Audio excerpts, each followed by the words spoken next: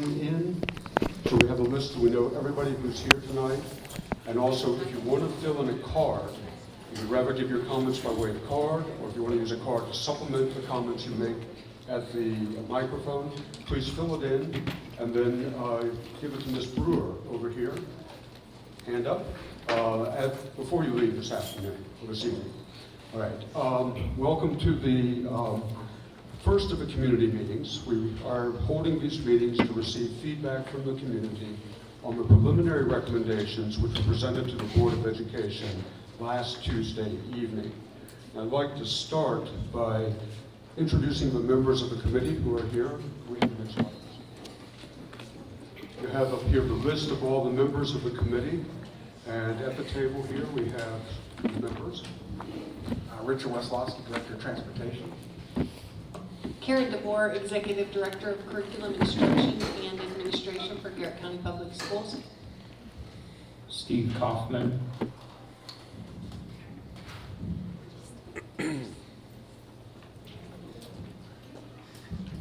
Patrick Damon, President GCEA and teacher at Yock Glades Elementary.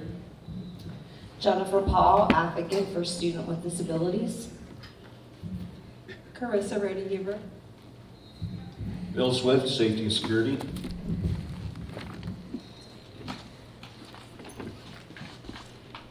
And I'm David Lever, and I've been engaged to facilitate this process, working with the committee starting in April, right through to now, and continuing until we present to the board in November. I'll go through some background here, and then we'll get to the recommendations. And if I could ask you to hold your questions and comments until we go through the whole presentation. When we go through, then people can come to the microphone, submit cards, and I'll be glad to go back to any slide. Is this working? Yeah. Okay, good. I'll be glad to go back to any slide you ask me to, since there's a lot of information up here. The methodology that was used by the committee was, first of all, to identify guiding principles and planning goals. There's a lot of discussion about this at the beginning. Conducted research through an informational workshop, community engagement meetings that we held back in May, and 4 subcommittees were formed of the larger committee to look at specific issues: alternative education, grade band reconfiguration, community schools, and the concept of a single high school. And we have reports which will be summarized in the final report or included as appendices.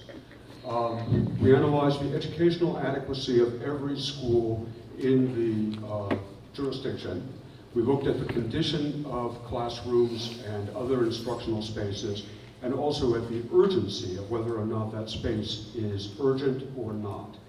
And then we expanded the analysis with additional data. We articulated the findings. We looked at this by school, by facility category, and also by region, and then we developed the preliminary recommendations. The guiding principles that have come up again and again in our discussions going back to April are educational excellence and equity among the schools. That led to 4 specific goals. First, to address the largest number of the most critical facility deficiencies, improve the learning environment for the largest number of students, correct inequities in the quality of facilities, and improve the efficiency of operations. And all of this working within an environment of fiscal constraint. And the question for us was, what combinations of projects and initiatives would maximize these 4 goals? Recognizing that some of these goals may be in conflict with other goals, but how do we maximize the goals? We worked under the principle that good community schools need the full support of the community. So from the very beginning, the board's charge to this committee was that community engagement was to be a very important part of the process, and that's something that the committee took very much to heart. We held community listening sessions in the spring. Some of you may have attended those sessions in May. We obtained a great deal of information, which we recorded, and that has been factored into the discussion since then at virtually every meeting that we've held. We developed the preliminary recommendations, which were presented last Tuesday, as I mentioned, and tonight we want your feedback on those recommendations. So it's an opportunity to discuss the recommendations, to tell us what you think, And the committee will take your responses and your comments into account as we develop the final recommendations to present to the board in November. And just to remind you, there is an online address that is given up here in blue that you can send comments to at any time. We have received a continual stream of comments going back to the very beginning of this process, and we are compiling those. And then we'll present the final recommendations to the board. Just by way of quick summary of background, some of the critical findings here. If you look at the enrollment projections for Garrett County Public Schools, the Maryland Department of Planning is projecting a fairly steady total enrollment, with elementary enrollment increasing over the next decade, while secondary enrollment will decrease over the next decade. Now, if that does happen, then that means the following decade, with those elementary school students rolling through, that could be a very good thing for the school system. Our internal projections are not quite as optimistic as Maryland Department of Planning. They're definitely within the same range, and they indicate the same trend lines in terms of elementary and secondary. The demographic projections, Maryland Department of Planning, again, based on the 2010 census, so the data is not the most current data, but they're projecting that there will be a growth of about 1,650 individuals in the total county population, but that the total population will age, that the elderly population will increase, whereas the population age 44 and under will tend to decrease by a small amount. So in terms of populating the school system, the age groups that populate the school system are going to tend to diminish. In terms of facility utilization, overall the utilization is low and was projected to remain low with the existing facilities at about 63%. However, as many people know, there are elementary schools in the southern area that are over capacity or approaching being over capacity, while there is excess capacity in the schools in the north. So there is an imbalance in the utilization. And then in terms of age and condition of facilities, Garrett County Public Schools has the 7th oldest average square footage in the state of Maryland. There's significant need for renovations and upgrades. The schools are very well maintained, given their age and the fiscal constraints. The most recently built facility was Yacht Glades in 1998. The most recently renovated Northern Middle School in 2009. Many areas in the schools are over 40 years old and have not been renovated. And all of the schools have received some upgrades, but all of the schools, except for Northern Middle School, are in need of significant upgrades, especially in HVAC systems, in windows. There are roof issues, and these are major systems, and we'll address that. So the conclusion is that Garrett County Public Schools faces a very broad spectrum of facility needs. No single need tends to dominate the others, which made it difficult work for this committee to decide on what to recommend and priorities. And you can see the categories up there that we're looking at: security, educational support programs, particularly for disruptive behaviors, community support spaces, including Head Start, for community activities, before and after school programs, and for daycare. The aging building systems, open space classrooms in several of the schools, overcrowding or near overcrowding, as I mentioned, and there are some schools with particularly extensive facility deficiencies. They have a large number of deficiencies, some of them are urgent.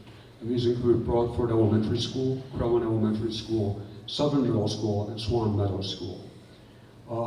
The school facilities in the southern region in general have greater needs than those in the north. You find older square footage by almost 10 years, more deferred maintenance items, larger number of educational facility deficiencies, and slightly larger class sizes as well, average class sizes.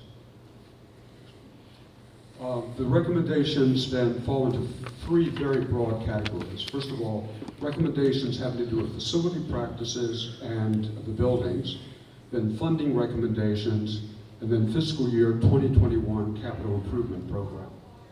And under facility practices and buildings, 4 categories: redistricting, the capital program itself, relocation of the Board of Education office, and the issue of the single high school and how to address that. So to talk about the first of these, can we have the next slide, please? Thank you.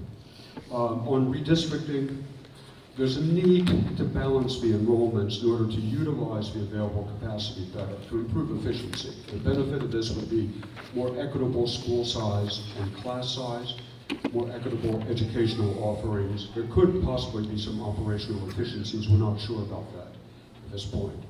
What we have found is that the enrollments can be balanced using the available capacity without closing any school, without grade band reconfiguration, and without capital expenditure in the form of additions to address overcapacity issues. We think that the operating expenditures will be minimally impacted. There may be efficiencies gained, but if there are costs, they would tend to be minimal because we would not be adding new staff and say in transportation, but using existing staff, but new routes, obviously. Could I have the next slide, please? Now, we developed a hypothetical model. Important to keep that in mind. This was just a way to test the proposition to see if it would work. No boundaries have been drawn. No boundaries would be recommended to the Board of Education.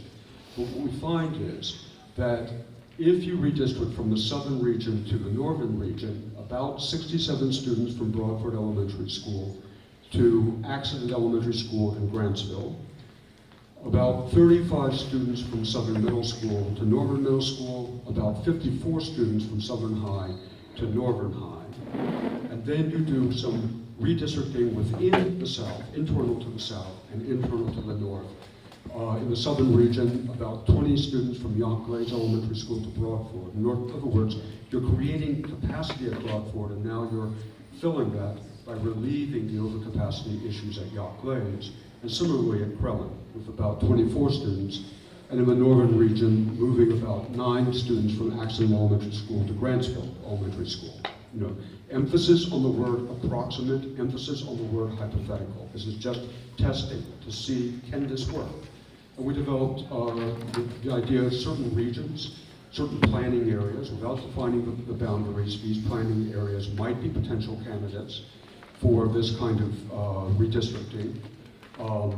The actual planning areas and the student reassignments would be worked out. If the Board of Education accepts this concept in principle, then the hard work will fall into the Transportation Department to determine what are the actual boundaries. There will be community input.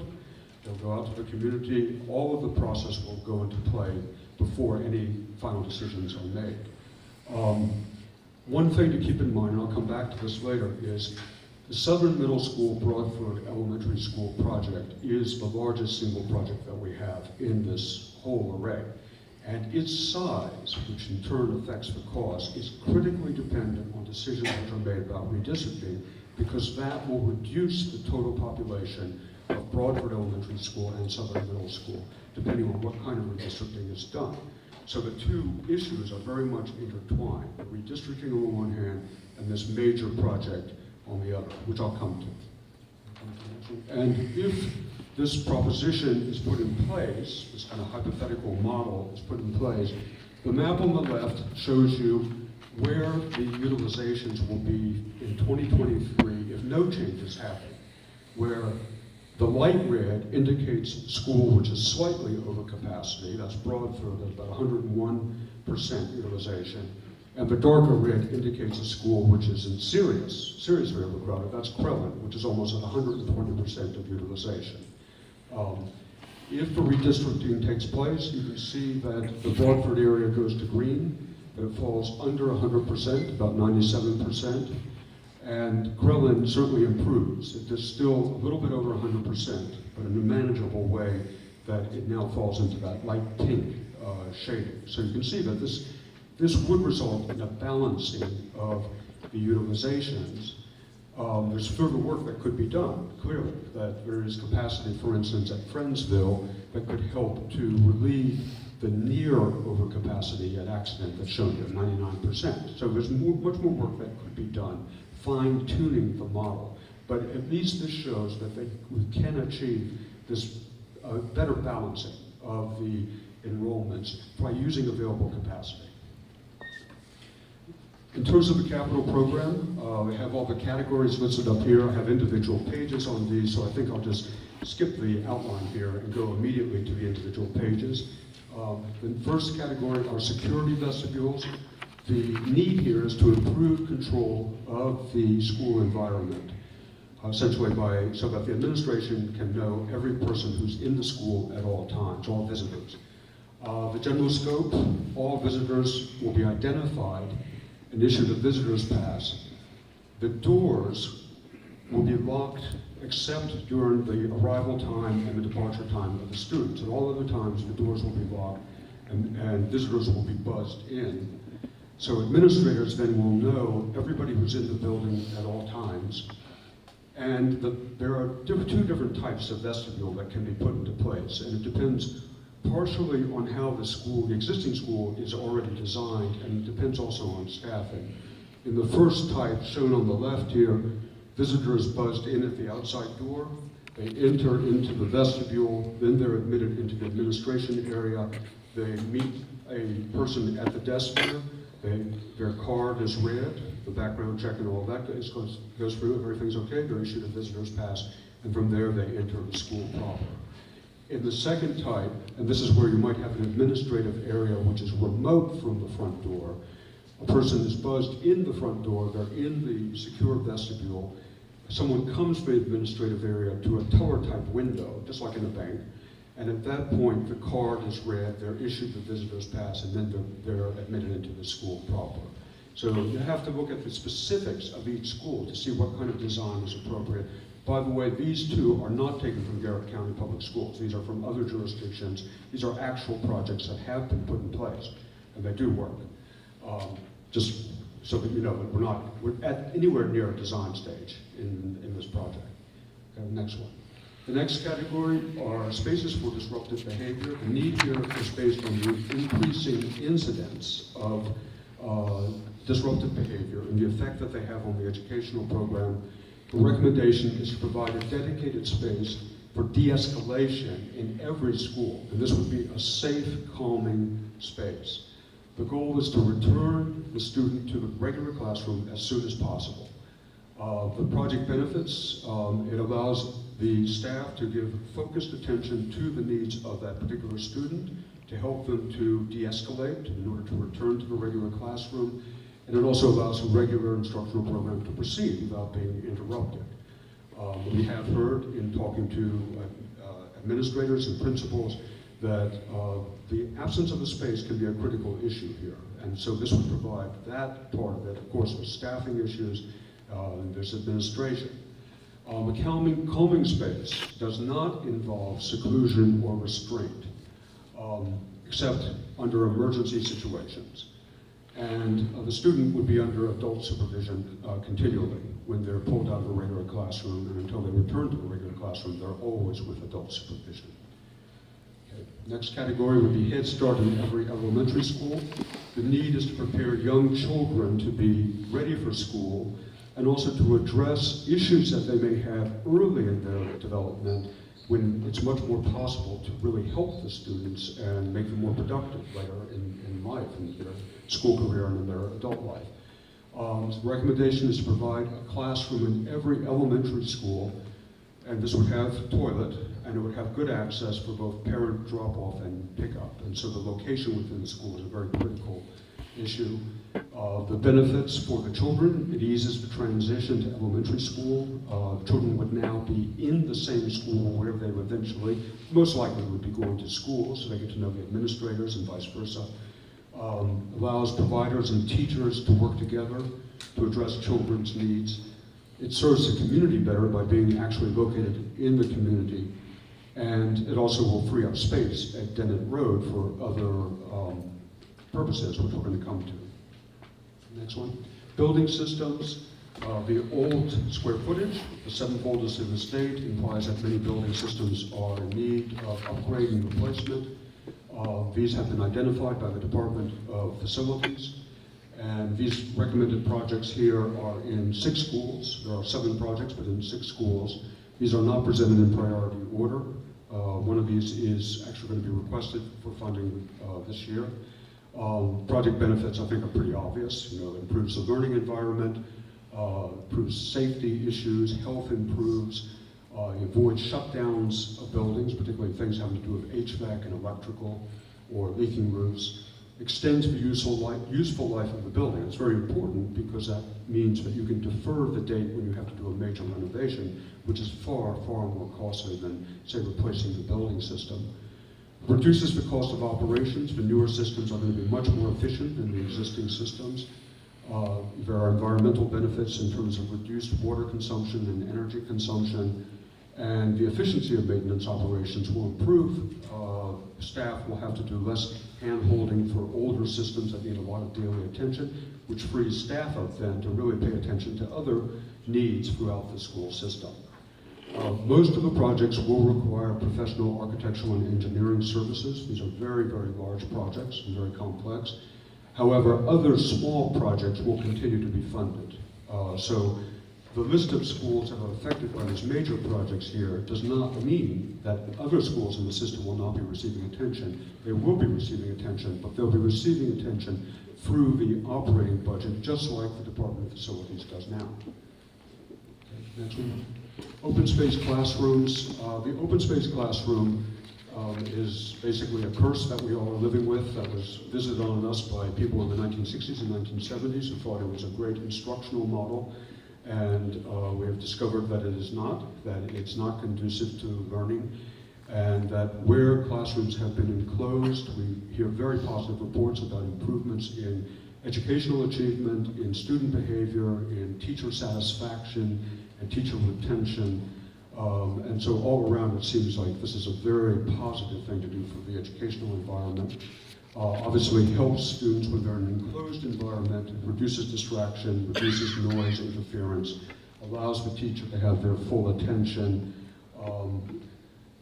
The projects that we're looking at are Grantsville Elementary School and Friendsville Elementary School, doing two classroom pods per year over alternate years, or in sequence. That still has to be worked out. But basically accomplishing a total of 4 of these pods in each of the 2 schools. The other schools that have open space are being addressed through other projects in the capital program.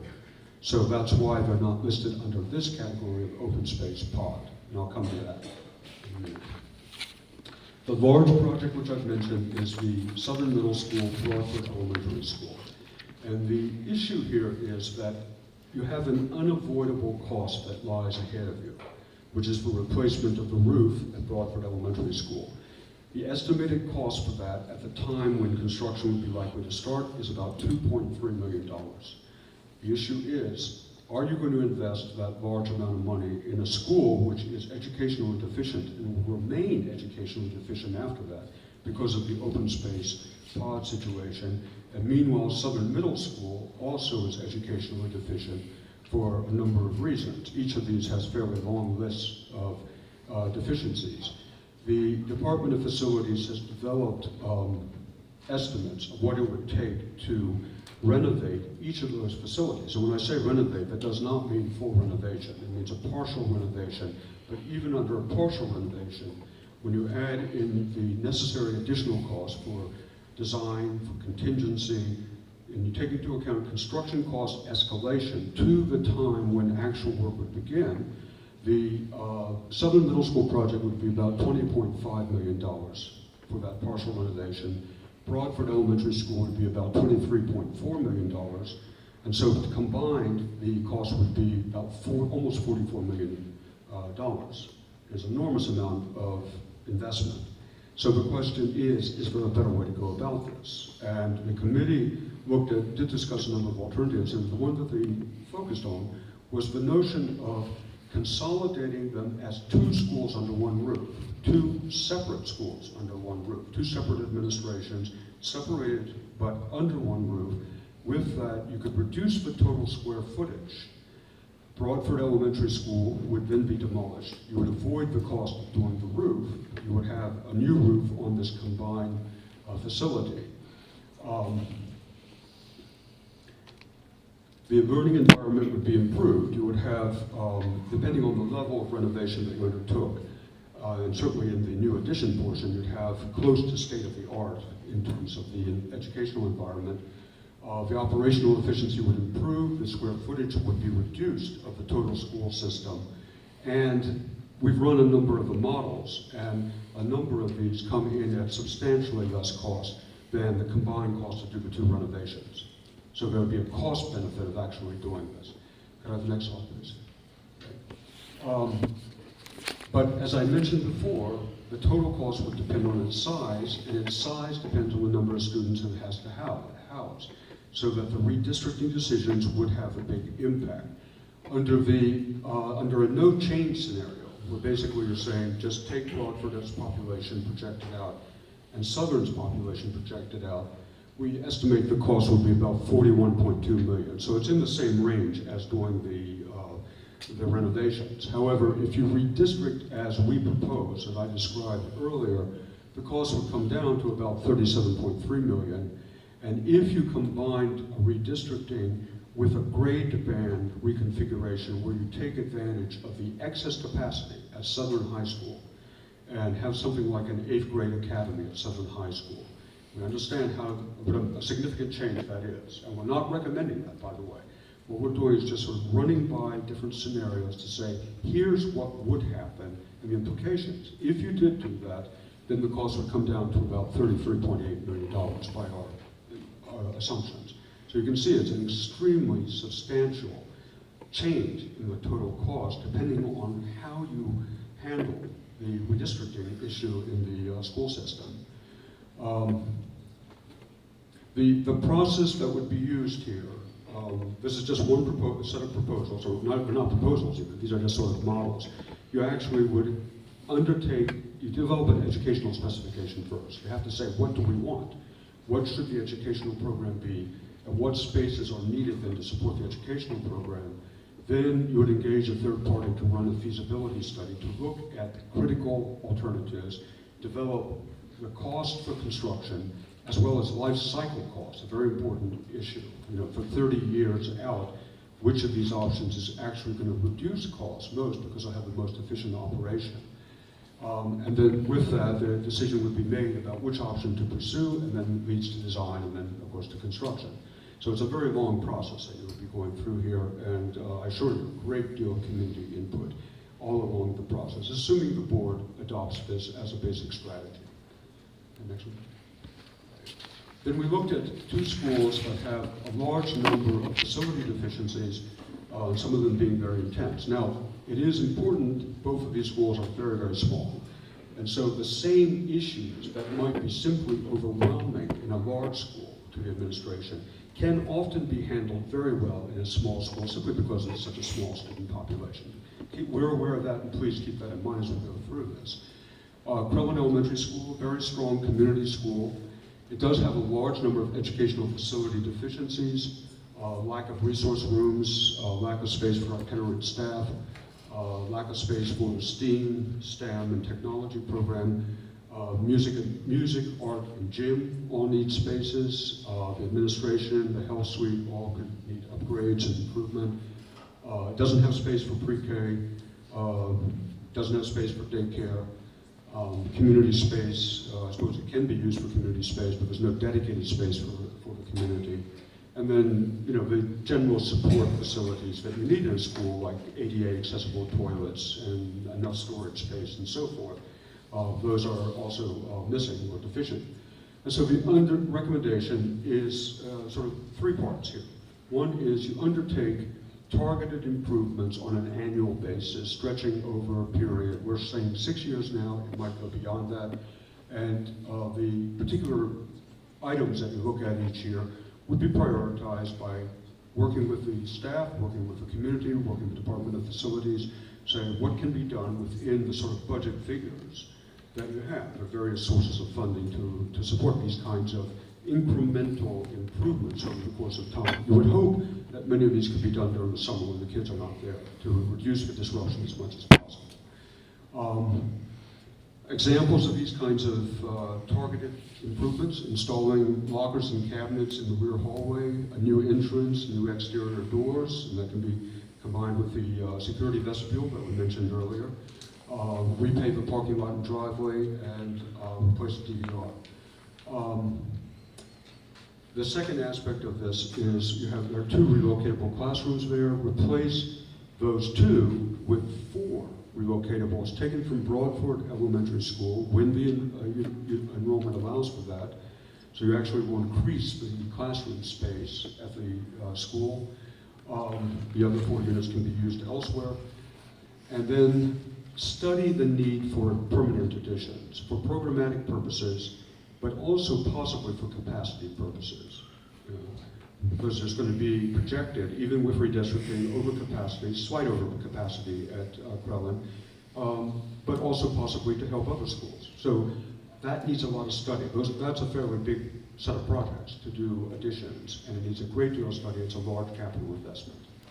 Okay. The next school was Swan Meadow Elementary School. This is also a very, very strong community school. It has a unique social and cultural role that it plays in Garrett County. We're very aware of that. And there's a very high level of community involvement, as we've heard at many meetings and through emails, and strong community participation in this process, the planning process. There's a basic principle that's at work, is that all the students at every school in Garrett County should have the same educational opportunities. And that's very much a staffing issue, it's very much an administration issue, but it is partially also a facility issues. So there are concerns about sustainability, and I think they're valid. Educational concerns. Can the educational program meet all of the current and future state requirements? There are operational concerns. Is it sustainable to operate a school for roughly 50 students? And then there are capital. Is it sustainable to undertake extensive capital projects that are needed? The estimate now is about $250,000 would be needed, and that doesn't account for everything. That doesn't include, for instance, the security vestibule that I mentioned earlier. It doesn't include all the ADA improvements that are needed at the school. So the figure actually would go up from there. Okay. There are a number of deferred maintenance items at the school, and these are developed as a list by the Department of Facilities. Repaving the parking lot and driveway, installing a drain at the foundation, replacing the boilers, replace the domestic hot water system, and replace the interior doors. And I think that's just a partial list of what could be done, but those are the sort of important items that have been identified. And the committee did identify a large number of educational deficiencies, which, keep in mind, are compensated very much by the small size of the school. But resource rooms and itinerant staff spaces, some of these are similar to what we find at Crellin. The STEAM and STEM and technology area, not having separate spaces for music, art, and gym. I understand it takes place in the basement area, and that serves many purposes, including storage. And access is a problem. ADA accessibility is an issue. Administration area and health suite. Pre-K, daycare, before and after community space, and then the sport facilities. So there's a range of issues that should be addressed. And so the proposal that the committee is working on now, and we are organizing a meeting to be held very, very soon to discuss this in full, is to present to the board the full educational and financial implications of both maintaining the facility and making a commitment to maintain it. What would that involve financially?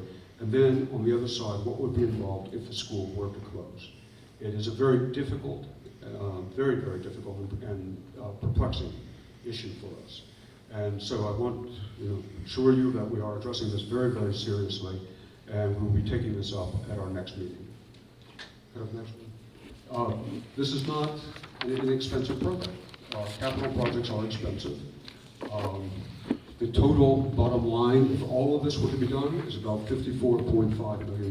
That's our estimate, based on reasonable assumptions about construction cost escalation, about state participation. Those rules can change. They have changed very recently. They could change again. They have to be looked at every year. What we're showing here is a kind of a tiering system to say, based on the urgency of these projects, if you had to do just the minimum, then you do tier 1. That would be security vestibules, the disruptive behavior, Head Start, address 2 major building systems, and then relocate the board office. And the total there would be about $7.2 million. If you can go beyond that, the next level would be open space conversion, the Krellin Elementary School relocatables and the small-scale renovations, Swan Meadow School that is to be determined, and then building systems, 2 more building systems. That's an additional $9.7 million. And then Tier 3 involves the major project, Southern Middle School, and the cost that I'm showing there, $33.8 million, is actually the least cost, the smallest cost that we can determine at this particular time based on these reasonable assumptions. So it's a major project. And then Krellin additions, we estimate would be roughly $2.6 million. And that's just based on a kind of a square footage allocation, which of course would have to be worked out through the educational program, working with the staff. And then more building systems. So it's a very ambitious, but it's actually not at all out of line in terms of what the system needs in relationship to how much investment has gone into it in the last roughly 2 decades, where Northern Middle School has been the major project. There have been other projects, but Northern Middle School is the only major project that's been done, and there is a need to catch up. Did I have the next slide, please? Okay. Then, recommendation to relocate the board office to Dennett Road facility. This would reduce the total square footage that the board is responsible for.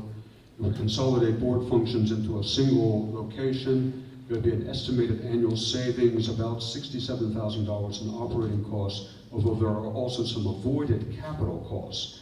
I believe that the fire alarm system is one of those. So the actual amount saved by relocating would be larger than $67,000. That's an annual savings.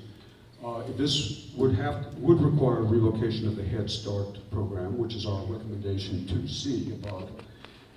The estimated project expense would just be a budget figure where we're allocating, say, about $105,000 to revise partitions, to do what's needed in terms of egress conditions and so forth, communications, data, and all the rest of it that you need in an office situation. And then the study for the single high school. The Board of Education in the fall determined that that was, in a sense, off the table. When we began our work, it was with a clear understanding with the board that we would consider all issues that the committee thought were important, and the committee did think it was important to consider the single high school. We had a subcommittee that studied this in considerable detail, looking at the advantages and disadvantages of that. And there's a rationale for it. There's appeared to be some very positive instructional results that could come from having a consolidation of the 2 high school populations in terms of how the staff is allocated and the ability to offer more to students, really, more instructional offerings for them, avoid duplication of certain services, which means greater efficiency in terms of being able to deliver more education.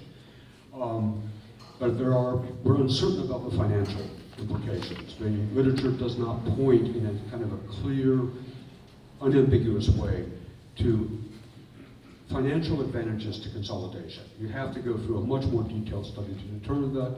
And we're very aware that a lot has to be taken into account, including the transportation distances and times, how this would affect students. So this committee did not begin to address all of those detailed issues. It couldn't.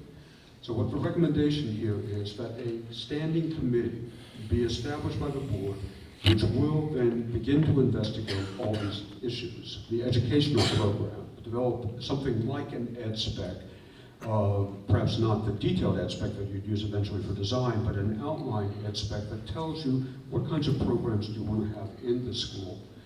Look at other school systems that have consolidated high schools. You have your neighbor to the east, Allegheny County did this with the Mountain Ridge High School situation. I understand that there's a situation in West Virginia. Carroll County has consolidated schools. So there are instances in Maryland and elsewhere to get some experience.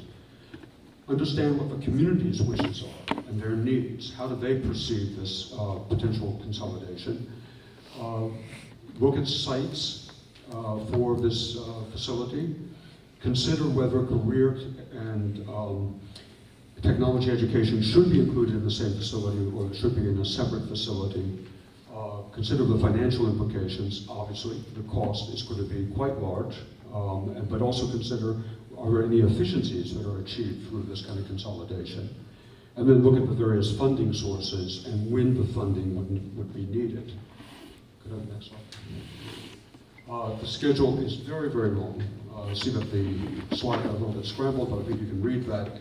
It actually would be about a decade of work, to investigate all this, to develop alternatives, and then once an alternative, assuming an alternative were adopted by the board, then the design process is very lengthy, the construction process would be very lengthy. So we're estimating it would be about a decade before this would open.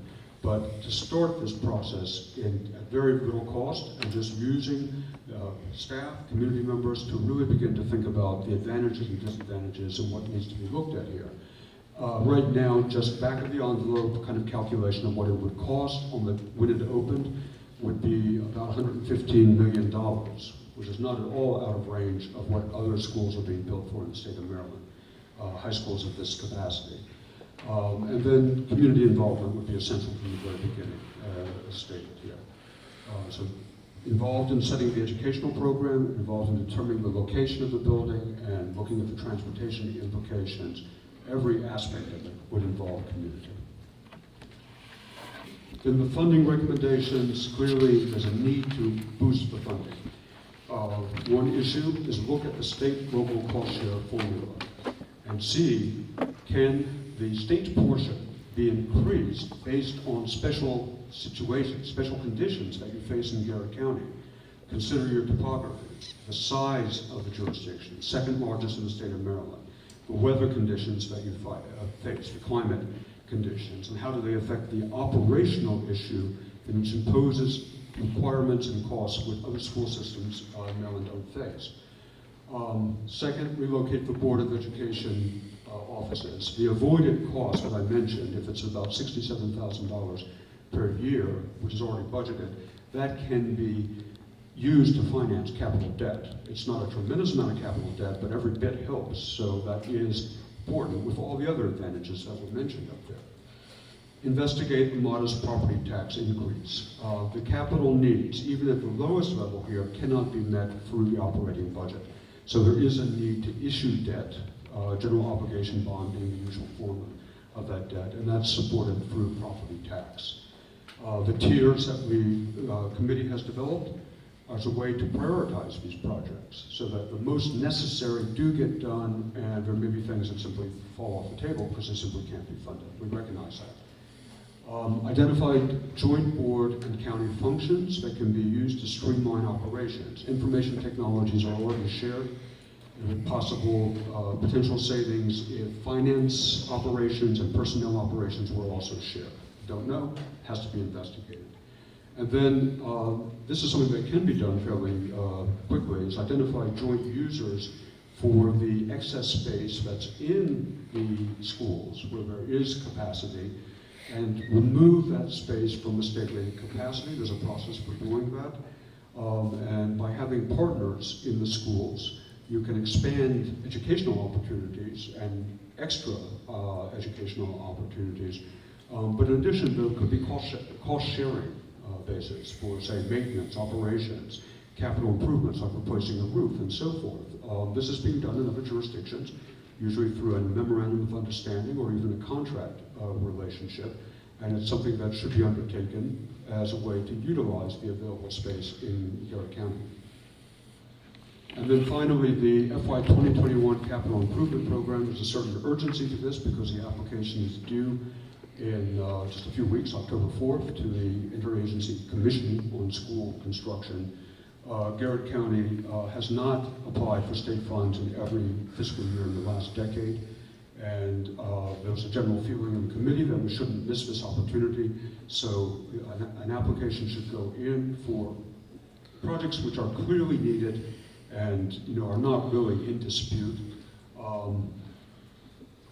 The committee developed a resolution which would ask the board to charge the superintendent and staff to develop the capital improvement program, looking at the categories that are listed here and include as many of those projects as possible. Security, vestibules, up to 5 schools, disruptive behavior space in 1 or 2 schools, Head Start in 1 or 2 schools, building systems, the building envelope for the building that we're in, which is already in development, open space pod enclosure, two of the two classroom pods at Grantsville Elementary School to kick off that program, and then relocate the board office to the Dennett Road facility. So the superintendent would be charged to take this advice from the recommendation from the committee and then turn it into a capital program. Working within the fiscal constraints that the county government will define, but also understanding the necessity for many of these projects. And I've listed here, some of these would be state and local funding, and some of them would be funded locally, only by the county government. So there are challenges, obviously. Funding is always a challenge. Management capacity, to have many projects, large projects running concurrently is a challenge for any school system, but there are ways to develop that capacity. The prioritization of the projects and actions, I think it's very clear that not all of this can be done, and so prioritization becomes really critical. And how do you prioritize? Some projects obviously are going to benefit, some projects have to be delayed. And then garnering community support for this. Without community support, this will not move forward. So with that, we'd like to hear your thoughts about this. Please just come to the microphone to speak. We'd appreciate it if you could hold your comments to about 3 minutes so that others have a chance to speak. You can also turn in the card separately if you don't want to speak, or you can turn in the card if you do want to speak. You can elaborate on your thoughts at the microphone. You can also submit additional questions to the email address there, as I said before. And all of the questions and comments will be recorded, and we'll be taking notes, and they will be considered by the committee. And as I said before, if there's a particular slide that you would like us to go back to, that called your attention, just indicate it. Had slide numbers down in the lower right-hand corner. I'm not sure if you could see those from where you were, but if you just tell us what the topic is, we'll be able to get to that slide. So at this point, we'd like to turn it over to you. So please come to the mic if you'd like.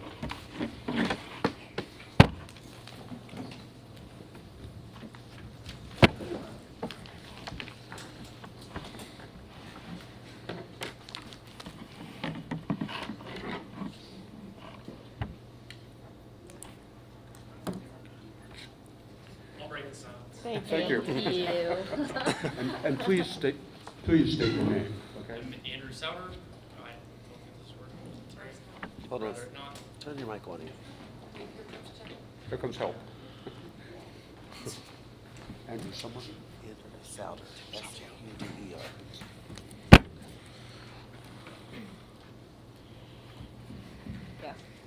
Andrew Sauer. I work for the county government in information technology. I'll try to talk really loud. I'll try to talk loud. So regarding Head Start and the movement of Head Start to different facilities so that the Board of Ed could move to the Dennett Road facility, does Community Action still run Head Start when it's split out? And is that something they've agreed to already? And then as part of that process, what happens to the Board of Ed's primary facility? It's turned back over to the county, doesn't it? Community Action Committee did develop the list of the schools, or the spaces needed. They haven't given us a list of the schools yet. We'll be working with them to identify the sequencing of the projects. I think the assumption is that they would be involved in running it, and hopefully also in helping to fund if improvements are needed in the spaces, for instance, plumbing and so forth. The Board of Education office, I believe simply would be, the lease would be terminated. And then on the Head Start, do we have facilities, space in facilities for that Head Start to move to? This is a critical question, and we'd have to look at and work with the administrators in each school to identify spaces that are there. That might be part of what sets the priority basis, to say you have to go where it's available to begin with, and then as you find space, begin to move through the rest of the schools. And it's not clear that we'd be able to do this all at one time to free up all that space. So there's a lot of detailed work that has to be done to determine how much space does the board need at Dennett Road. Is there a way to sequence that as Head Start moves out?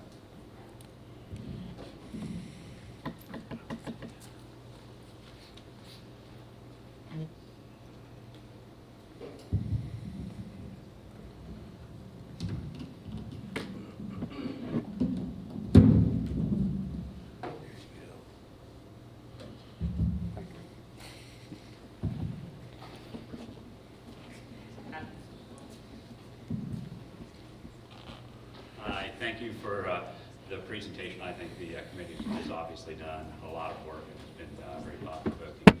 I think I had 3 questions. Could you go Bob Stevens. Bob Stevens. Okay. The first question had to do with the consideration for the temporary facilities that would be moved to Crellin, and that's, I don't think the committee is ready to answer this right now, but they already have 2 facilities there that are temporary facilities that were probably, I'm guessing they were moved there in the 70s. And so I heard of the call for permanency, but it's, you know, is there any timeline for permanency? So that's one question. With consideration of a lot of things that's been in the news, whether we believe in climate change or not, there's been a lot that's been said about air conditioning, especially there was almost a state of emergency down east this past few weeks regarding air conditioning, and I was wondering if that's been addressed with anything. The third is that I was wondering if there was any consideration given to the increasing health needs of student bodies, that the facilities that are in existence, I believe the school health rooms are really being used a lot, in addition to the mental health counseling that we're seeing more and more is within the school facilities. And as I mentioned, there's if you look into the future, you can see that school health is going to be more and more of a priority. Thank you. Thank you. Just as a note, you know, we'll answer questions that where we can. If we can't answer a question, you know, we'll take it down and we'll get back to you. Okay. But in terms of the relocatables, yes, existing relocatables are, you know, very aged, and relocatables do not have anything like the life of permanent construction, which is 50 years. Relocatables begin to show their age at, say, 20 years. But still, if you have them available, it's a rather inexpensive way to do a significant improvement, but in the long run, you want to have permanent space, to be sure.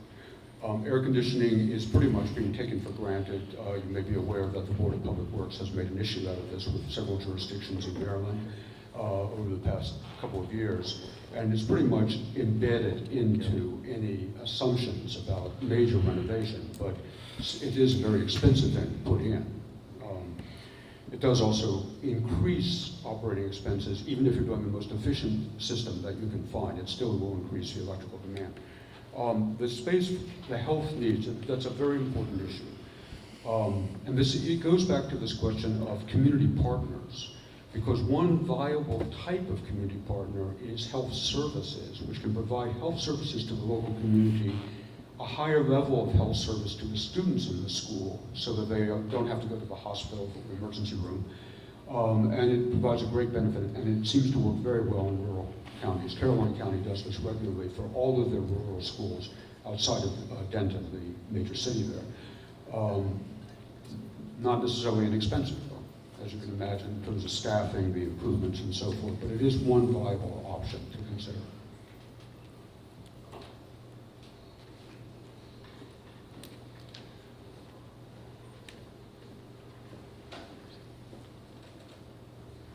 I don't know if I should come up here or not, but I did. My name is Philip Kinsinger, and I talked to Dave Lever himself the one evening. And I suggested a couple of things, but I didn't hear no comments on it tonight. And there was something on Swan Meadow that he said that the music, the art, and there was something else on the slide. The gym is not, there's no room for it. I went to school there. There was always room for everything we needed.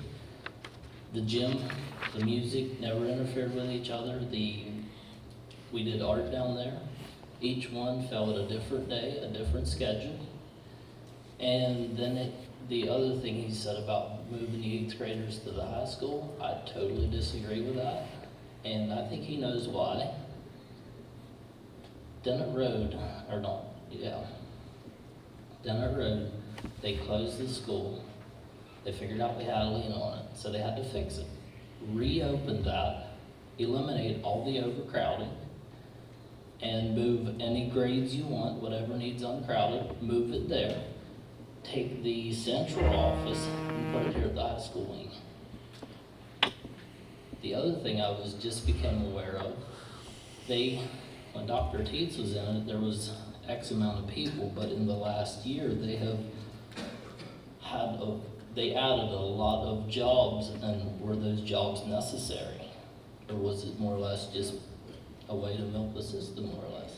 I mean, that's a kind of a rude way to state it, but I don't know how else to say it. Is that part of it? Why couldn't they take and open the school back up, because they had to fix it, and eliminate all this building stuff? And the other thing for Lever, I have the information of that roof I told you. The guy just sent it tonight, so we sent it to yours, so you should see that. Okay. So that was something to consider. I think that's about all I have. Okay. Yeah, thank you for sending me that information about the roof. I'll take a look at that. On the music and art in gym, yes, you can make it work, but consider, for instance, just an art room. The lighting conditions, which are pretty much considered to be necessary for art to be undertaken. North lighting, for instance, adequate daylighting. For gym activities, having enough ceiling height for, let's say, ball games, for basketball, right? Even for small kids, you still need ceiling height. There are spatial not requirements, I don't want to put it like that, although MSD does have guidelines on all of these issues, but there are, you might say, good practice norms. And right now, that your school, although the programs aren't there and they do work, that school, these spaces do not meet the norms, right? So under the argument, as I stated before, that every child should have access to the same opportunities, then those issues should be looked at. And it comes down to commitment. If there's a commitment to that school, then those spaces need to be looked at along with the other issues. The 8th graders to the high school, I appreciate that you disagree. We understand that that is a major issue. We're not recommending that, by the way. Please, keep that in mind. We're not recommending that. We're only saying that it has an impact. It will have an impact on the size of this major project down the line if that major project goes forward, right? But the idea that you brought forward is a valid idea, and it's an alternative that has to be looked at. The idea that Denton Road may be a school and that the capacity at Southern High School could be board office. There's a lot more that has to go into this whole process before decisions are made. Right? So appreciate the suggestion, actually. Thank you. And about the jobs, I can't comment on that, I'm sorry. Hi, I'm Jessica Beachy.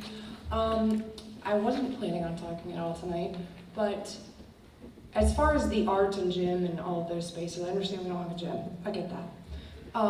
But Yacht Glades has an art room. They don't use it for art. It's still art on a card. It's the same thing at the other schools. So because there isn't a placard on our basement door that says Art Monday, Gym Tuesday, Music Wednesday, it's the same thing going on in other schools. They just happen to have those names on the same door. Excuse me. I'm sorry, I have other things here. The slides that you showed tonight, at the last meeting we had the original set, you showed a separate set, and now this is a third set. The slides have changed in between the meetings. So where are these? These are not online on board docs. These were available to the committee for comment on board docs, and they'll be available to the public now because it is public. Okay. But I wasn't going to repeat the same information that I gave to the board a week ago because this is a different format. Okay, I understand that, but the recommendations are the recommendations. If they change every day, then how do we know what the recommendations are? The recommendations are the same as they were last week. Those slides have changed. The slides have changed, the recommendations are the same. Okay, so this isn't part of the recommendation because it says so. It is part of a recommendation, and the recommendation here is that the committee will present information to the board for full consideration of the implications. In other words, there is no recommendation as to, one way or the other, at this stage, whether to keep Swan Meadow open or not. What the committee will do is investigate this, the financial issues, and then bring that to the board, sort of full presentation of the implications. Now, whether along the way it leads to a conclusion about a recommendation, that would be, I can't anticipate that. That might emerge from the discussion. But at this stage, there is no recommendation. Okay, since you've had months and months to make recommendations on all of the other schools, how does Swan Meadows still not have a recommendation, but everybody else has one very systematically laid out? Okay, because of the difficulty of the issue, because it is an extraordinarily difficult issue. And you've had 6 months. And 6 months is barely time to do everything that we've done, I assure you. Okay, but to not even have anything seems rather ridiculous at this point. I'm sorry if it seems that way, but this process has been very, very thorough and has taken enormous time on everybody's part, and it has brought us to this point. That the specific recommendations, in a sense, these are the easier ones to get to because they are the necessary ones. Swan Meadow is really, there's been a great deal of discussion about Swan Meadow. It is the most difficult issue that we're facing here. Mm-hmm. I mean, the Southern Middle School Broadford project is extremely difficult, largely because of the cost that's involved. We know it's an overwhelming cost, right? So that does create a different kind of difficulty. But the need for it, the need to do something is very obvious. Swan Meadow, we need more time. I mean, it's that simple. So will we be able to see any of the actual recommendations before the final draft is presented to the board? The committee's going to meet, the committee's going to discuss this, and we'll have to work out the process. And I'm afraid I can't answer that right now because we'll just have to meet to discuss it. It's just very difficult to have comments on something that doesn't exist. Yes. And then there isn't time to make such comments before something is voted upon. There will be time to make comments. Okay. Yes. All right, definitely, thank you. Definitely.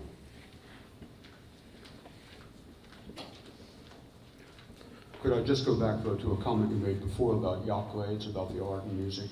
Spaces are designed specifically for art and for music. The requirements, standards for those spaces are different than for the ordinary classroom. The fact that because yacht glades is approaching such a high level of utilization, those spaces had to be turned into regular classrooms is very, very far from ideal. Part of the purpose of redistricting is to create capacity so those spaces can serve their original purpose as art room and as music room for which they are designed.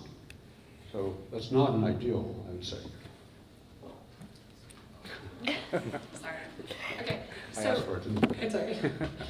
When Dennett Road was originally closed, my older children went to Dennett Road. And it was a big deal when it was going to be closed, and they said, well, we have to, the building's in terrible shape, and they condemned the property, condemned it. But then to be able, because they found out about this giant lien, all of a sudden, without doing any repairs except for a little bit of roof patching, it's not condemned any longer. And then we put in infants that are susceptible to big time issues, and we put in small children, and we hire a ton of staff, and we make this a giant head start in a condemned building.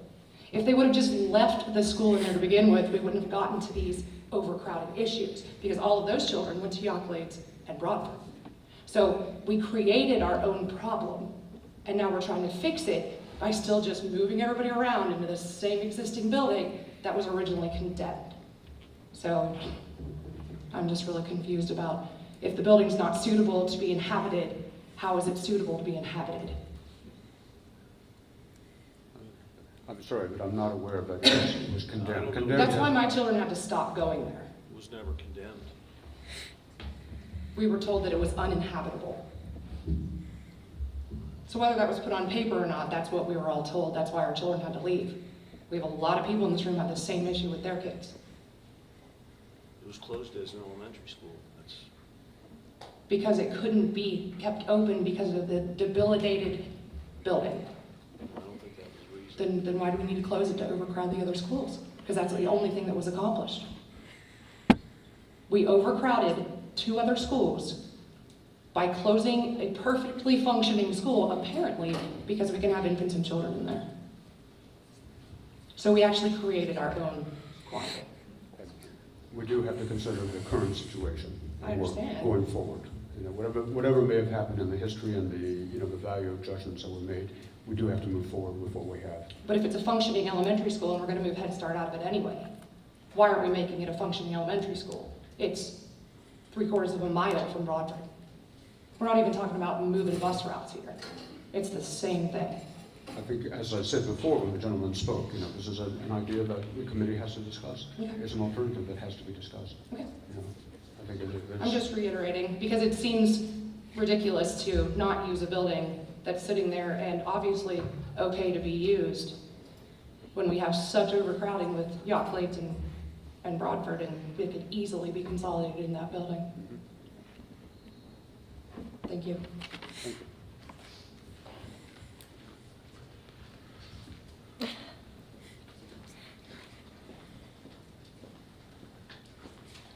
And I'm back again. The thing I seen on pre-K daycare before and after in community space, where did that come from? And why do we need them? I don't think there's anybody that, for that school particular, needs a pre-K. And I guess if they do, they need to speak up now. A daycare, it's a community school, the parents supply that, and that's a full parent's duty, I think, as much as they can. And before and after, I mean, do you need before daycare? Are kids getting up at 6 o'clock? My little boy gets up at 6:30 to go on the bus, and he gets home at about 5. That's longer than most people work at a day job. But they're asking a little 6 and 7-year-old to do that. And then they want it before and after daycare? These are items to look at to see what's appropriate and what does the community want, but other communities do have these, and they seem to be welcomed and beneficial. I understand other communities have, but this one you said already is unique. So I'm not sure why you're classing that as a deficiency unless the community says it is a deficiency. Because we went through the educational adequacy analysis. We looked at every school and compared them to one another, without exceptions, to say, what does a school need to have in it? And that's sort of just the first screen. You have to look at the specifics. So how do these schools compare with the ones in Baltimore or DC? No. We're looking inside of Garrett County. Equity inside of the county. Right. That's a completely different issue. Okay. You're saying you're comparing the other schools. The other So element, how far are you going? in Garrett County. Okay. Equity was a fundamental issue. Now, there's a larger issue of equity between Garrett County and other jurisdictions, but we were looking at equity within the county itself, the schools in the school system, and looking at what are the needed facilities within a school. There's the issue of urgency. How urgent is it in each school? In some schools, it would be very urgent, and others not. An example of that would be, this is not a situation we actually have in Garrett County, but in some parts of the state, you have high concentrations, let's say, of Latino kids who need English language instruction, and they need special pull-out spaces for that. Those spaces can be used for other purposes, and in other parts of the county, you don't have that. So the needs of the specific school may vary from one part of the county to another, right? So you do have to look at the specific situation. We understand that. Okay, I just seen it up there, and that's what I was wondering. Then what's wrong with the toilets? Why is that up there? I went to school there. It supported 65 kids or 60 kids like we had back then. And the one slide you had, right there it is. It says it is suitable to operate at 50. You're asking it basically optional. Is it suitable to operate at a school for 50 kids? And Sustainable. or sustainable? Yeah, I can't even read right, but That's, I never could read good. But 50 kids, and there's 58 or 59 kids there now, so where did 50? It should be almost 60 because all your other numbers you round up, not down. we can change that to 60. It will not change the question. The question is it sustainable to operate a school for 60 kids? Yes, Yeah. I think it is. It's Well, done it for the last 40, 50, 60 years. We understand. So, But the board has to consider this, and that's Right. basically what we're saying here is the board will need to consider the information, and we want to put together the full list of information, because really that has not been done yet. right. So, Okay. That's all. Thanks. okay.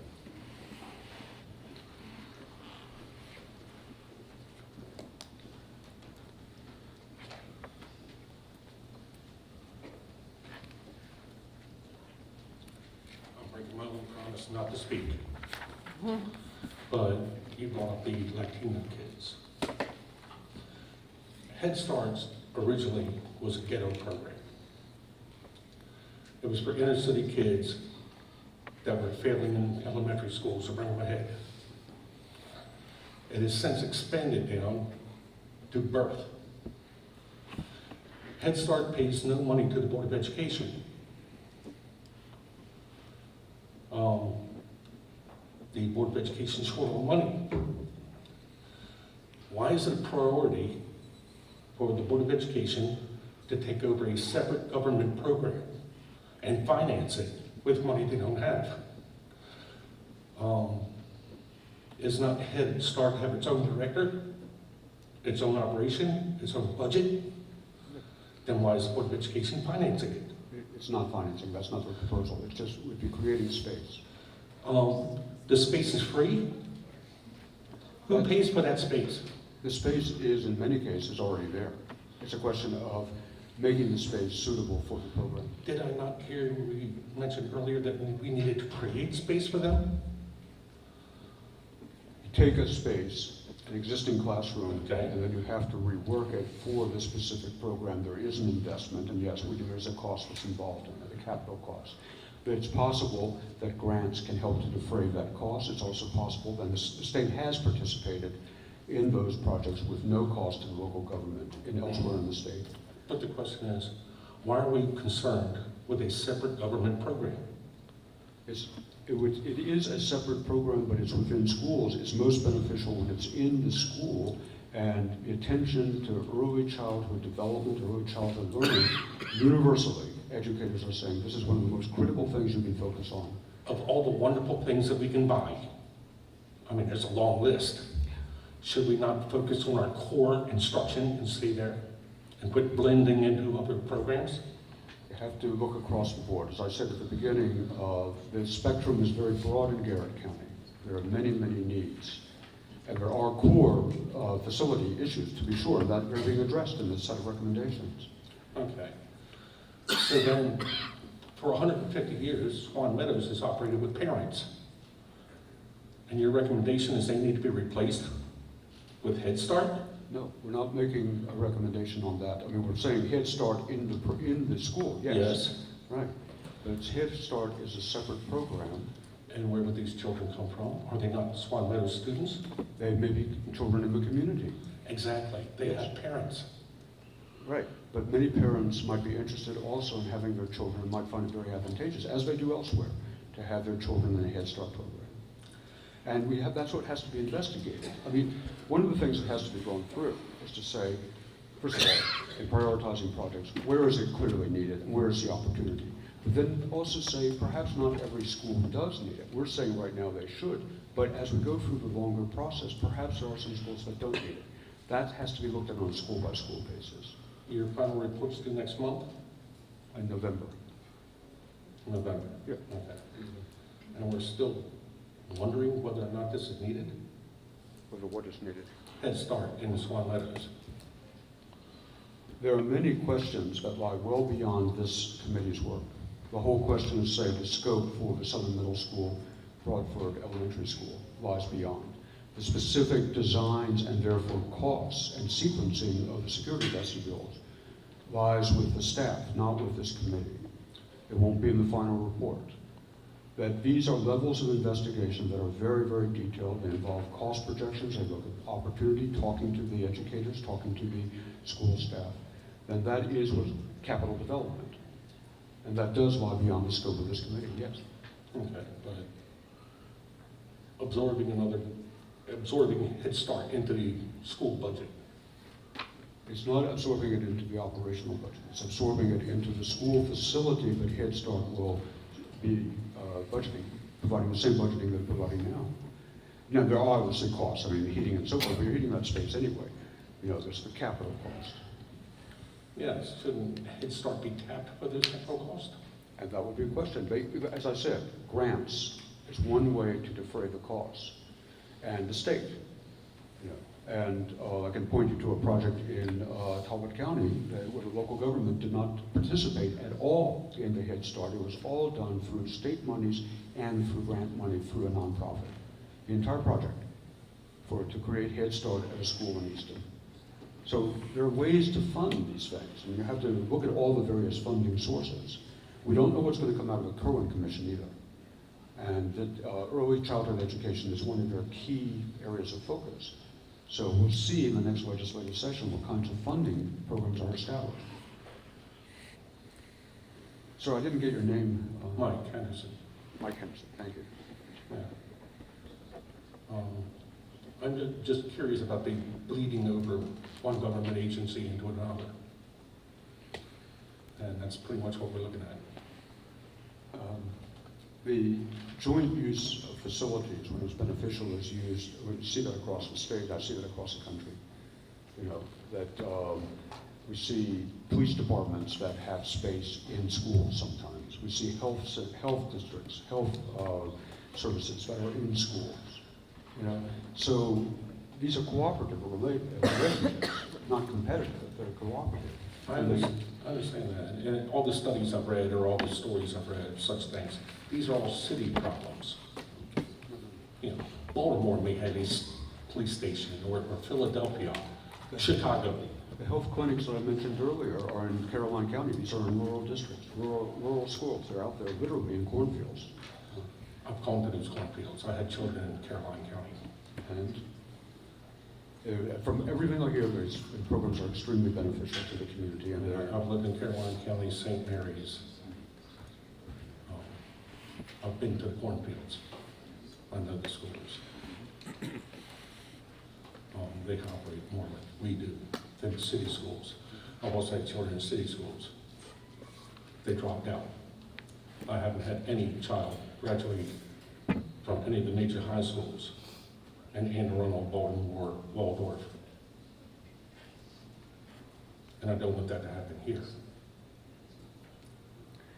each jurisdiction has its own specific issues that it does look at, and each of them finds solutions and finds benefits in these kinds of synergies.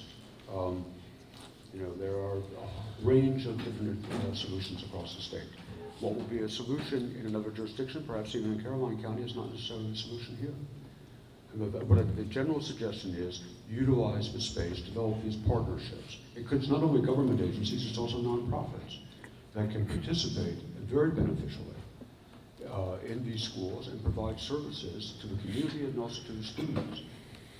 Where did the idea in Garrett County that Head Start ought to be in the schools come from? It was brought into the committee. We had a member who's not here tonight, Mr. Yoder, who was an advocate for it. It was part of our general discussion, and the committee decided that this was something that really should be in the schools. It's beneficial. So it's the committee has come up with this as a recommendation. I'll say. Okay, thank you. Thank you.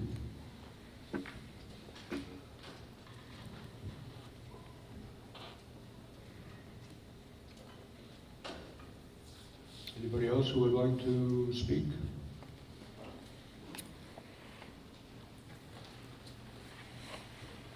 Please state your name. My name is Coben Bolden. 2 quick questions. First, if you take on Southern Middle School and Broadford renovation at the same time, how would you facilitate or provide facilities for the kids during that process? Second question, if you move the Board of Ed headquarters to Dennett Road, what are your plans for the Board of Ed building that would now be vacant? Thank you. Okay. The first question was part of the planning process, to see, do you use available space in another school? Do you phase the project? There are various approaches that have been taken to that for these kinds of large projects when you have an occupied school. There are different approaches. They carry different cost figures with them. And there is a period of discomfort. There's no question about that. What you try and do is you reduce that as much as possible. You try and reduce interruption. You don't want interruptions to the educational program, but you want to reduce distractions, noise, and so forth.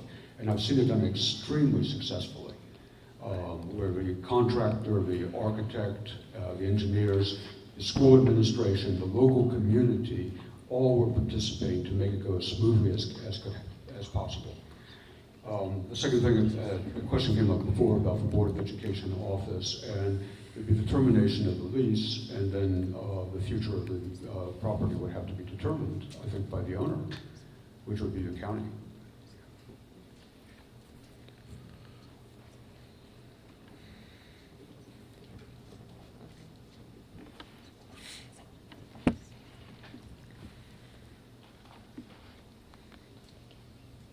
Anybody else like to speak?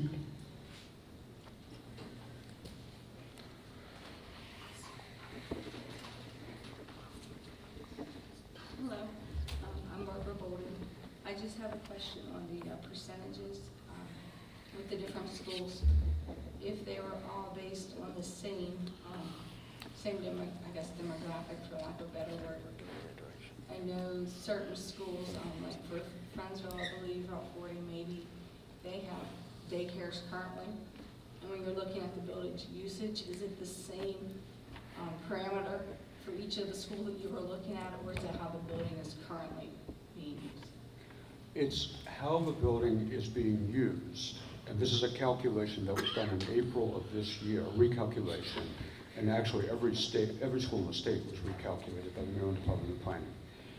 But they rely on local information. And as far as I know, the daycare in, say, Route 40 was not discounted.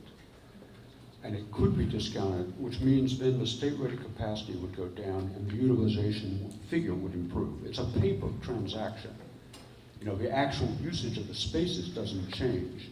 But in state regulation, if there's something like a memorandum of understanding between the provider and the school system for a space like that, then that space can be removed from the calculation of state rate capacity, and then that travels back and would help to improve utilization, the figures. And the utilization figures is all we have to go on right now. So you're looking at how much space in the building is currently being used, occupied, whether it's in whatever capacity. So, well, the calculation that the Maryland Department of Planning does is based on the number of classrooms, and then for pre-K, K, grades 1 through 5, and grades 6 through 12, there are different per classroom figures that are applied. It's multiplied out, added together, and that gives the state rated capacity. And then at high school, it gets a little more complicated. yes, I understand how the state rated capacity is figured. My concern is Friendsville, for example, is 46% right now. And that doesn't change. Any of the redistricting isn't affecting Friendsville at this time. At this time. But is that in comparison, you look at a school like Broadford, are those numbers, I just don't know if they're exactly, if we're comparing apples to apples. I would like to see numbers like K through 5 population, each school, to see the percentage. I just don't know if we're looking at exactly the same thing. And my concern is I live in an area that would be possibly redistricted to the northern end. I know there's no exact boundary yet, but my daughter is in 7th grade, will be an 8th grader, possibly looking at going to the high school as an option. Possibly looking at going to Northern Middle or Northern High School, depending on how quick this process would take place, when Southern Middle and Southern High School are not at capacity. So that's my concern. We're looking at elementary schools that are over capacity, and you're looking at redistricting, and I understand transportation and all those issues, but is there a plan if we would do this for students to go out of area, and our out of area numbers figured into these current tour numbers? Yeah, I'm sorry for it. I'm used to speaking in front of children, not adults. I just don't know if we're looking at all exact numbers equally, for lack of a better term, because I would like to see, that's the state rated capacity for this building. What would it be pre-K to 5 for each building where we're currently sitting in that situation, to know where there would be movement. And have we looked at enrollments, just for example, I want to say like Grantsville Route 40, how many students possibly that are out Route 40 that currently reside maybe in the Grantsville district, or currently that are in Broadford that are an accident, or vice versa. Has that been taken into consideration as well? Yep. those, the out-of-area transfer are included in the enrollment projection numbers, and that is an issue to look at. As much as it's possible, there's an objective way of looking at the facilities so that you are looking to apples and apples and apples, but it is based on the actual usage. So for instance, if one school has a pre-K program and another school doesn't, even though they have, let's say, the same architecture, the same number of spaces, but the spaces are being used differently, then that would show up as a different state rate capacity, a slight difference, but it would be a difference there in the way it's calculated, because the number for pre-K is different than the number for K, right? So, you know, you do see those kinds of differences, right? But the other questions that you raised at the board meeting a week ago tonight, board members raised the same kinds of questions, and these are some of the nuances that come into this. You know, a student who is, you know, on track, as I think you mentioned, your daughter is on track to go to a certain school, has already developed relationships, has friendships, belongs to teams, you know, extracurricular activities. You know, will that be grandfathered in, or would that student then have to do a switch? What about siblings? You know, how does that work? You know, there are a lot of issues that have to be brought up here. What we're basically showing here is a model to say that the least expensive approach to resolving the equity issue is through redistricting. And then, you know, getting into the weeds was the next step. If the board approves it in concept, then we'll, you know, roll the sleeves and get to work and figure it out. How does it work? And how does it work within board parameters? Does the board want to see grandfathering or not? Does it want to see it all done at one time? These are the kinds of questions that have to be brought up. Do you have information available, like the total number of classrooms? And I haven't read through each slide in detail, but the total number of classrooms in each school and how they're used, like pre-K to 12 in our actual Garrett County schools programs that are school-funded programs, from my understanding, of pre-K through 5 for the elementary schools. How many classrooms are used for pre-K through 5, and compared to how many classrooms are actually in that school building? Is that something that's... I think we do. I think they do have that, okay. yeah. All right, thank you. Okay.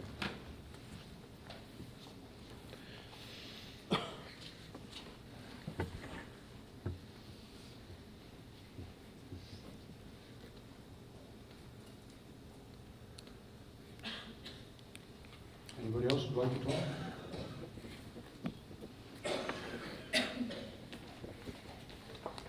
Hi, my name is Jessica Arenal. I just have one question. Through the end of all of this, who makes the decision and puts a value on our children? When you're talking bottom line at the end of this, and we're talking a difference between $34 million versus $41 million, or whatever that number was, who determines that that $7 million in savings is worth the impact to our community and our children? And when do we get to weigh in and say whether we think that's money worth spending? If we're talking about funding a lot of this, 3-year suggestions were between state and local, and a lot of it was projected to be local funds. And I did read in there tax increases. When do we get to say yes, that's money that we want to spend, or no, it's not? And how do we make sure the board knows how we feel about that? Because in the big scheme of things, while those numbers are pretty scary and intimidating, in the long run, the impact to our children, what's $5 million? Yeah, and the board will make that decision. The board has the authority to make that decision, but when it comes to financial issues, the board is dependent on the county government for operating expense and for capital. When are those people here?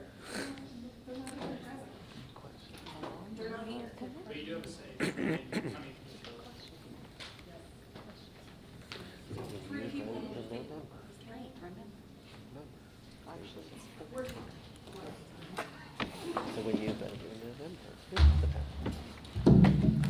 Basically, what we're looking at here, my name is Mike Bittinger, is a board-created problem. I sat on the Dennett Road Committee 8 years ago. We told them this was going to happen, that they were going to overcrowd these southern schools.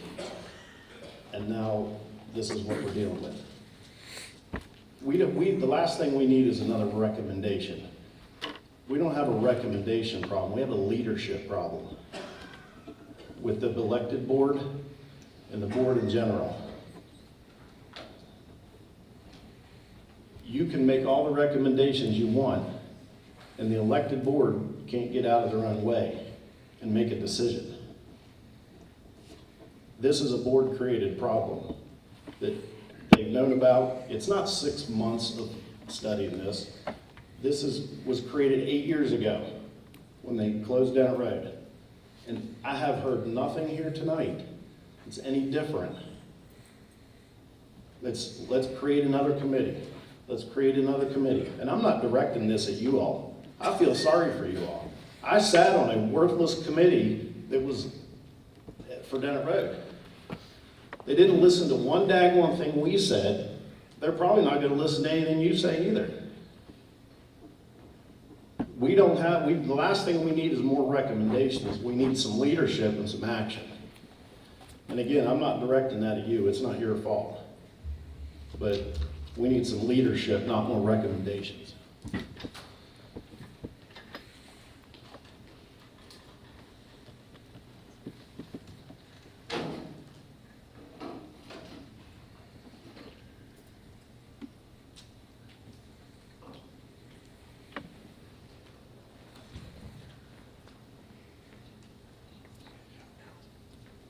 My name is Melvin Yoder. I spoke at the last meeting. Just as we're looking at that slide there, I had one thought come up, and that is, I'm sure you all have figured out by now that those of us that have been at Swan Meadow, have children at Swan Meadow, our parents went to Swan Meadow, we're pretty passionate about Swan Meadow. It's kind of a little bit like the old family farm, you know, when someone goes and dozes the barn down or whatever. So I hope it doesn't go through that it is closed, because I am passionate about it. But as I was looking at the little white outline up there of Swan Meadow, my guess is if that is to go away, there is possibly a number of parents, if they do make a choice to not homeschool and their children do go to another school, it will probably be Krellen. They're not going to send them into town. So I just thought that as I was looking at that, it's almost overcrowded anyway. Take 15, 20, 30 of the little white and add them into then. Again, we're possibly creating another problem there again. But yeah, I do want to thank you all for what you're doing in doing this studying. And I hope there's a resolution that comes in the end that we all can continue to have a great community, a great county, and a great part of Maryland to live in. Thank you all for what you do. Thank you. Thank you.